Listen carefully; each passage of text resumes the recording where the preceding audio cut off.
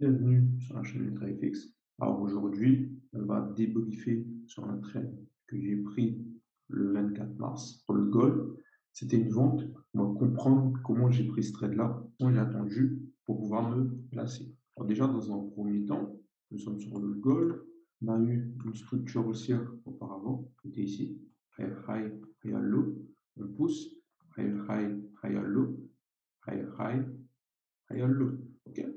Maintenant, ici, nous voyons que nous avons eu un mouvement baissier qui a été construit ici. Du coup, si on garde toujours en tête notre structure, logiquement, ici, nous avons higher high, higher low, low high, l'impulsion et la cassure à ce moment-là.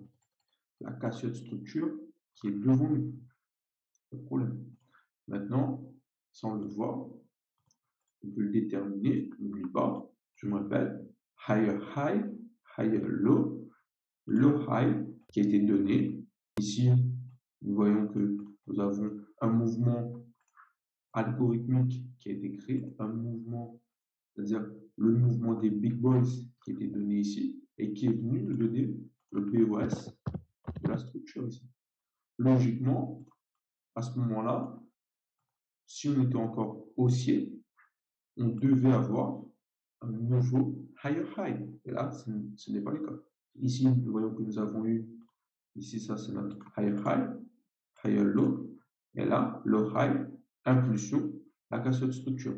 On n'oublie pas les règles de la SMV. Dans un premier temps, nous parlons structure, nous essayons de comprendre la structure de marché. Dans un deuxième temps, on va aller essayer de détecter nos zones d'offres et de demande, comprendre quelles sont nos offres d'offres et de demandes les plus intéressantes pour pouvoir se placer sur le marché. OK? Pouvoir attendre les confirmations en LTF, par la suite prendre position. Là, nous voyons que le high est ici, n'oublie pas, higher high, higher low. Ce higher low qui est là, qui a été BOS, niveau là. On voit que ici, ce higher low qui est juste devant nous, c'est ça qui nous intéresse. On voit notre BOS, notre changement de caractère qui est devant nous ici. L'impulsion, la cassure. OK? Là, nous avons une cause qui se met en place derrière. Cette cause qui est là pour nous montrer le retracement qui va être donné sur le marché. Là, on parle bien sûr d'accumulation.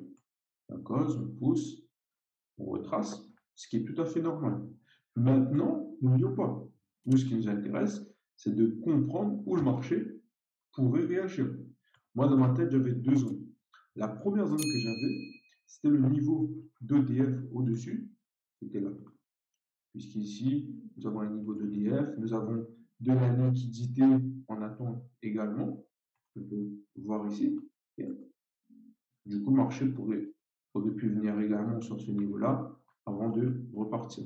Autre niveau aussi qui m'intéressait, c'était le niveau algorithmique du marché. C'est-à-dire que à ce niveau-là, nous avons un niveau algorithmique. Nous voyons que ce niveau-là, c'est lui, c'est ce qui derrière nous a donné l'impulsion pour venir casser le high low qui est là. Ici, c'était pas sa cassure, c'était juste un clean, une prise de liquidité, le high, et après on pousse et on casse. Ce niveau-là, qui est intéressant, pour ma part, premier niveau, selon moi, d'offre sur le marché. Du coup, on va le noter.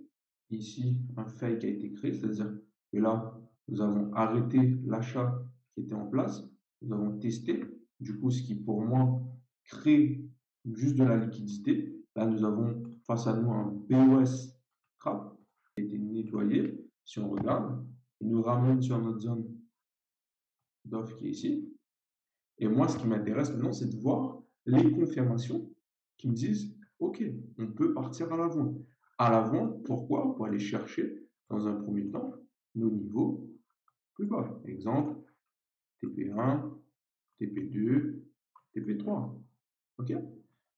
Ça, on verra ça en fin de vidéo. Ici, quand on descend une minute, nous voyons que le prix crée une consolidation ici, sur ma zone d'offre. OK? N'oublions pas, OK, nous avons une consolidation de prix devant nous, mais première chose à faire, c'est de regarder notre structure.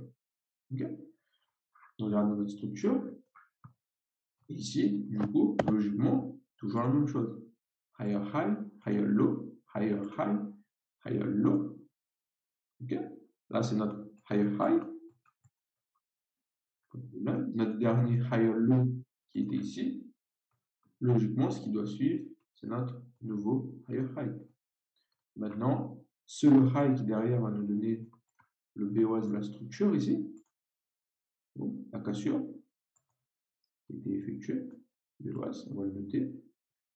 Ce BOS là qui nous montre seulement on va repartir à la baisse, mais par contre, attention, on a dit qu'on a une consolidation de prix qui se met en place devant nous, et du coup, nous, ce qu'on doit attendre, c'est surtout les prises de liquidité dans cette consolidation de prix. Ici, on n'oublie pas, higher high, higher low, low high, impulsion, le BOS, on doit attendre. Cette liquidité, maintenant, doit être prise. Là, on voit que la liquidité a bien été prise. Maintenant, on va bien rentrer en position, mais par contre, derrière, elle ne va pas tenir. Des choses qui arrivent. Des choses qui arrivent, on verra pourquoi ça a été créé. C'est-à-dire que là, on rentre en position, on va voir pourquoi on sort à BE. Là, on entre en position, on pousse. Du coup, regardez, ici, ce low high qui est là n'est pas un low high majeur, puisque tout simplement, il a créé juste de la liquidité en attente sur le marché. Okay, il n'a pas donné de suite baissier au marché, il a juste créé de la liquidité. C'est ça qui nous intéresse ici. Du coup, potentiellement, le niveau où moi je me suis positionné ici, il pouvait sauter. On verra que quand ce high qui a été créé ici saute, c'est là que moi, je veux rentrer en position pour aller chercher maintenant les liquidités qui sont positionnées ici et plus concrètement, aller chercher directement le lot qui a été créé ici, l'attaque qui est ici devant nous. Nous avons cette prise de liquidité qui a été créée. On pouvait rentrer directement à la suite, ici, par exemple. Là, se baser sur la bougie qui est ici pour rentrer. Moi, personnellement, ce que j'ai fait, c'est que j'ai attendu les ODF, c'est-à-dire là, j'ai bien vu que lui, il a pris la liquidité, il est récupéré ici, bougie manipulatrice et qui prend l'argent. Je me suis positionné par rapport à ce niveau qui est ici. Stop loss, on peut mettre notre stop loss ici, ou directement sur le premier high qui a été créé ici, premier high qui a pris la liquidité, ou tout simplement sur ce high qui est là. Vous voyez que pas de grosses différences au niveau du stop loss. Derrière, on pousse. Et là, maintenant, tout est optimal pour qu'on va chercher nos liquidités. Là, on voit que du coup, higher high, higher low. Okay. Pour le high qui sont donnés, l'impulsion, la cassure, ce BOS qui est ici devant nous, nous permet de nous placer à BE. Quand j'ai cette cassure-là devant moi, je me place à BE. Dans l'optique d'aller chercher maintenant le niveau qui se trouve ici. Pour les scalpers, vous pouvez avoir TP1 ici, okay, et TP2 ici. Moi, personnellement, je suis plus dans une optique intrascalp, enfin intraswing plutôt, excusez-moi. Du coup, l'objectif pour moi, c'était le lot qui avait été créé ici. TP1. Ça, c'était mon TP1. Là, vous voyez qu'au TP1, nous sommes déjà à 14 de RK. Maintenant, on voit que on va le chercher. Et après, je vais vous montrer les objectifs swing. Nos objectifs swing, où on peut aller chercher réellement une plus grosse unité de temps. Et là, il faudra juste prendre de la vision, augmenter en unité de temps et avoir confiance à son trade. Là, vous voyez que le TP1 a bien été plein. Nous faisons nos clôtures partielles. Et personnellement, quand j'augmentais en vision, j'avais mon TP en plus grosse unité de temps qui était pour moi les plus intéressants. On va dire que ça, c'était mon TP au point du profil. Maintenant, attendez, juste on va descendre l'unité de temps, on va aller clean le graphe. La de confirmation, la consolidation de prix, la prise de liquidité. N'oublie pas, je me répète pour que ce soit bien clair pour tout le monde. Higher high, higher low, low high, impulsion, BOS. Du coup, notre intention qui est devant nous, la prise de liquidité qui a été effectuée, vous pouvez rentrer par la suite. OK. Pour aller chercher derrière nos liquidités qui a été créée ici, et également cette liquidité qui est là.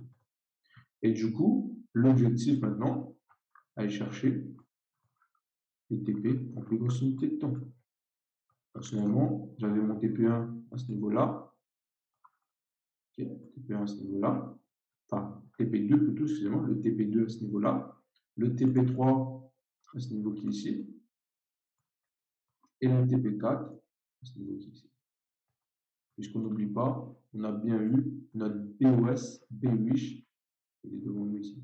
L'impulsion, le BOS, également ici. Du coup, ici, c'était juste impulsion, et là, c'était le retracement. Maintenant, on va aller chercher notre niveau qui est là, voir notre niveau qui est là. Okay. Du coup, à ce moment-là, TP1, TP2, TP3. Bien sûr, là, je parle des TP intra-swing. Okay. Du coup, voilà. Là, on n'a plus qu'à faire confiance à notre trade et laisser partir. Là, vous voyez, nous sommes rentrés en position. Ah, on a eu cette accumulation qui a été créée, qui nous a permis d'avoir le retracement qui a été créé ici, le BOS trap qui a été formé devant nous ici, pour venir récupérer la supply zone qui était ici, qui avait donné le BOS qui était là. Okay. Et du coup, on avait pris les liquidités du high qui est là. Maintenant, on peut repartir. On a vu la cause à l'intérieur, on peut repartir. Et là, vous voyez que plusieurs jours après, le TP a bien été atteint. Vous avez devant vous, tout simplement, un trade, un swing trading. Okay. Du coup, j'espère que cette vidéo vous a plu. Si vous voulez aller plus loin dans votre apprentissage, n'hésitez pas. Le lien de la formation, il est en description. Et également les liens pour rejoindre la communauté, que ce soit le Telegram ou l'Instagram UltraFX. Je vous souhaite une bonne semaine de trading et on se retrouve dimanche prochain pour la prochaine vidéo.